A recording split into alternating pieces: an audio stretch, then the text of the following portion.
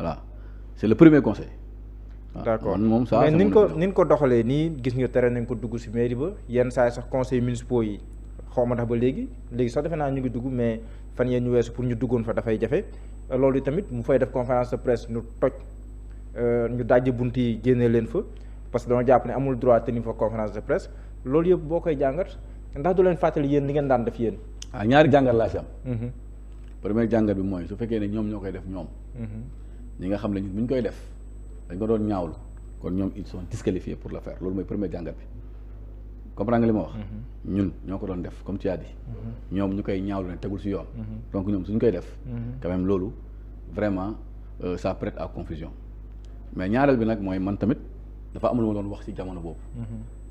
mooy que l'État aussi a ses raisons.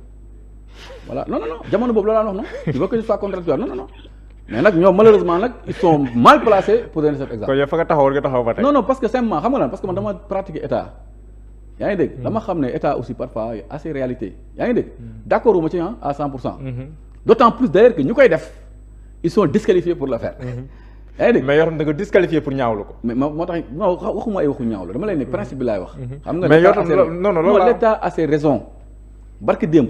da nga maa posé question ne ma lu tax ñu barricade kër Ousmane Sonko ma tontu la ne la l'État a ses raisons tey soo ma bon posé question bi dama ne objectif dama la naan peut-être l'État a ses raisons boobu là est encore valable waaye ma yokk ci ne malheureusement ceux qui le font sont disqualifiés pour le faire loolu mooy suma opinion.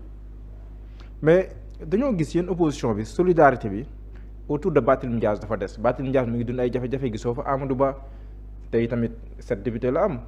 en tout cas am na ay députés yu am solo ci assemblée nationale yéen waa APR Seydou Gueye rek laa fay gis te moom conseil municipal la maanaam autour de Barth daal gisuma yéen kàngamu parti yi nekk ci opposition daal ngeen taxawu ko daal. d'abord il faut comprendre que ce combat là. Bougane moom maa ngi koy gis wetam moom. waaw d'abord il faut comprendre que ce combat là est un combat des conseillers municipaux de la ville de Dakar d'abord avant d'être le combat du peuple de manière générale.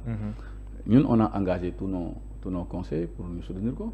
moo tax nga fay gis Barth Seydou Gueye dafa gis ñeneen am nañu ay yeneen jeunes ay Amadou Niang ak yooyu ak ñoom Amit Top yaa ngi dégg ñoom ñëpp ce sont des jeunes qui sont avec nous et qui les soutiennent je pense maintenant quant à ñun ñu présent fa ak ñu mel noonu loolu peut-être suñu parti moo koy déterminer de manière beaucoup plus claire ñu xam ko mais par contre ñu ngi solidariser wu ak moom sincèrement ça je le dis de manière honnête. mais est-ce que ce n'est pas un peu injuste que Barthélémy Dias même bu nekkee légalement comme ni nga wax am na ñu koy layal mais affaire Ndiaga Diouf yi di ko topp ba tey.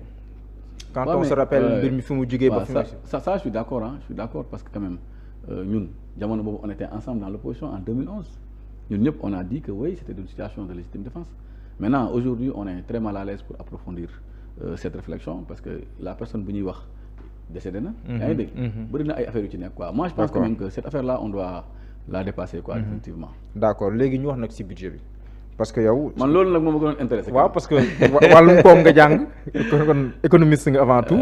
donc wàllum budget bi la ñuy waxtaanee gis nga loi des finances rectificative bi adopté nañ ko démb à l'Assemblée nationale démb mardi à l'Assemblée nationale donc budget bi nga xam te ni moom lañ prévoir pour 2025 bi mu ngi toll ci 6 395 milliards de francs CFA muy une légère baisse par rapport ak yéen di ngeen di dégtaloon daaw muy 7 000 milliards mais ñoom nee nañ bii daa sincère.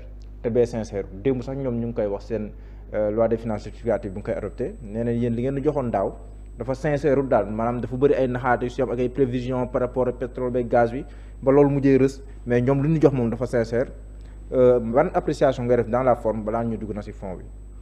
non déjà dans la forme il y a eu la LFR avant muy am LFI. la loi de finances rectificative. tu me permets un peu de faire un petit commentaire sur la LFR. d'abord xam nga LFR bi d'abord. temps bi ñu ko adopté man ça me pose problème bu ñu ko adopté en conseil des ministres war ko tey voté à l'Assemblée nationale man ça me pose problème on est aujourd'hui le 24 on est à une semaine de la fin de la gestion quand même sur des questions de transparence waroon nañ mën a adopté LFR bi bu yàgg de mon point de vue bu yàgg waroon nañ ko mën a adopté beneen bi mooy j'ai lu la bu yàgg c'est-à-dire non bien avant même bi ñu faloo rek non bien sûr il pouvait le faire parce que les gens l'oublient mais bon amuñu woon majorité non mais les gens l'oublient ñun bu ñu faloo en 2012 oui ñu war a dem élection au mois de juin. mais entre temps adopté nañu ci benn LFR parce que on a discuté on a négocié avec les gens Et les gens ont parlé, ils ont discuté, ils ont dit ok, il n'y a pas de souci, ça ne nous dérange pas de vous accompagner dans votre projet.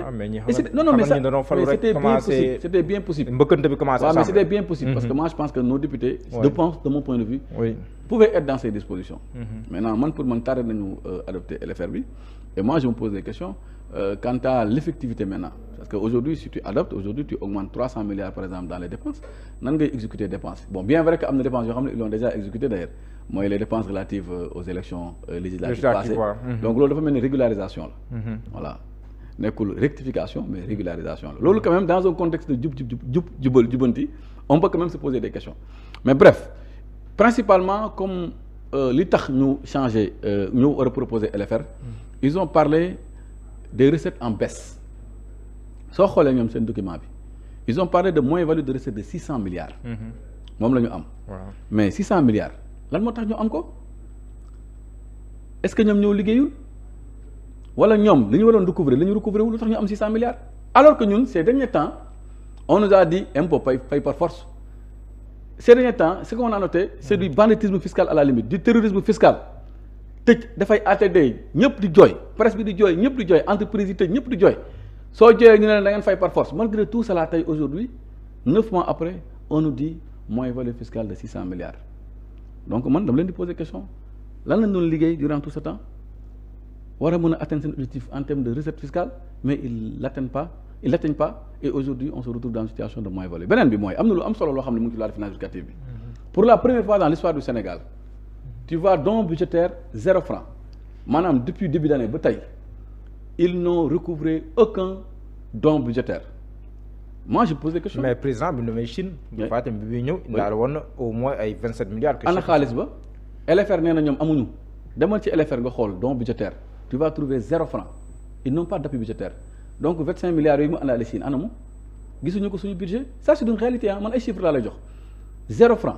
Moi je me pose la question parce que man de mon point de vue pour la première fois dans l'histoire du Sénégal situation boobu ñu ngi koy gis mais j'ai envie de poser à ces gens-là une question très simple mais que se passe-t-il avec les partenaires? Les bailleurs, qu'est-ce qui se passe avec les partenaires budgétaires? Mais parce que justement yéen a ngeen àndate réew mi ba mu toll fii. non waxuma dugguma ci endettement man don budgétaire laay wax. waaw maanaam mooy la mooy may. mooy Luxdef mooy ñëw dugal ci budget Sénégal dara mu nekk appui budgétaire.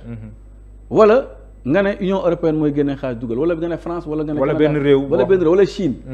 bi nga wax président moo fay dem effectivement ñu def. en grande pompe une communication une vingtaine de milliards. voilà léegi lan moo tax xaalis bi gisuñu ko foofu donc don budgétaire amul 0 franc alors que ñun on avait provisionné 47 milliards en prévision aujourd'hui 0 franc.